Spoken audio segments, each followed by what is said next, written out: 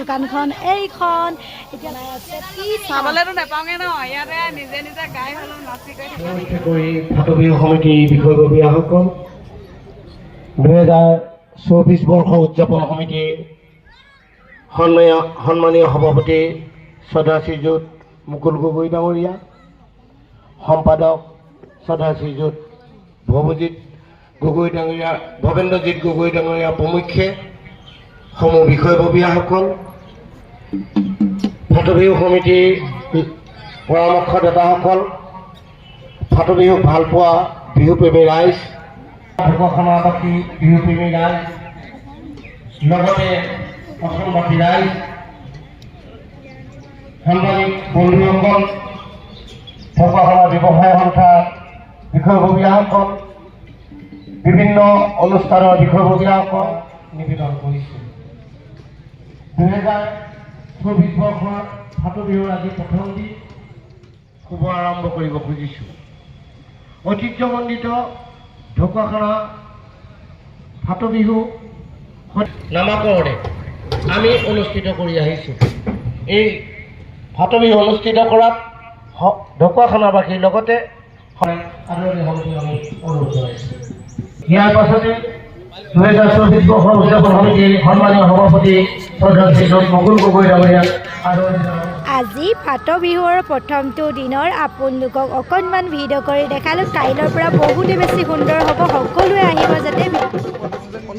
সৰু কণমানি এজনেও হাতত ঢোল লৈ এয়া মৌ বুলি চাপৰি নান্দনিক দৃশ্য বুলি ক'ব লাগিব।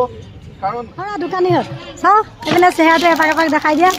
এয়া আমাৰ দোকানী বাইদেউ কেইগৰাকী এইপিনে দেখিছে নহয়, পূৰা হাতকে জ্বলি গৈছে আৰু পিঠা পিঠা কাপ পিঠা। আৰু এইপিনে দোকান ৰেডি কৰি আছে। ফাইনেলি আমাৰ দোকানখন এইখন এতিয়ালৈকে কমপ্লিট হোৱা নাই। এইপিনে চকী টকী আনি ৰেডি কৰিছেহিহে। তাৰপিছত আপোনালোকক দেখাই আছোঁ আমাৰ দোকানখন কেনেকৈ দিলোঁ আৰু কি হ'ল। এইপিনে মিস্ত্ৰী হাই জুন্দা, হাই দাদা, হাই দাদা। এইয়া দেখিছেনে আমাৰ দোকানীসকল পূৰা কামত লাগি গৈছে। 3 যোৱা মিলি পিনে আমি এই দোকানখন দিছোঁ দেই। আজি 3 যোৱা, এযোৱা মানে এই ভাগে এতিয়া হাজবেণ্ডজন আহি পোৱাহি নাই। এযোৱা হাজবেণ্ডটো আহি পালেহি সেইজন, আৰু মোৰ ভাগৰজন সেইজন আপোনালোকে দেখি আছে। এইপিনে এজনে পূৰা এইপিনে বনাই আছে। চাবলেতো নাপাওঁগে ন ইয়াতে নিজে নিজে গাই হ'লেও নাচি কৰি থাকিব লাগিব। এয়া মজা আমাৰ এইজনে মানুহৰ ওচৰত হেৰি দিছে দেই, চাহ দিছে। চাহ খালে এটাহে ওলাব আৰু অ'কে থেংক ইউ। দেখিছে না ইয়াত আহি চাহ দিছে। চাহৰ বেমাৰী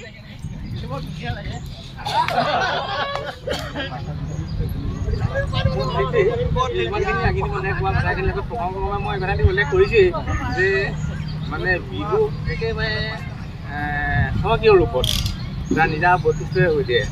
বিহু আমি জানো যে কেৱল অসমত বসবাস কৰা বিভিন্ন জনগোষ্ঠীৰ এটা জনগোষ্ঠীৰ সম্পদ নহয়, আটাইবোৰ জনগোষ্ঠীৰ সন্মিলিত এটা সম্পদ। তাত আটাইবোৰ জনগোষ্ঠীৰ নিজা নিজা কিছুমান উপাদান সন্মিলিত হৈ পেলাই একত্ৰ ৰূপত বৃহত্তৰ ৰূপত বিহু আহিছে।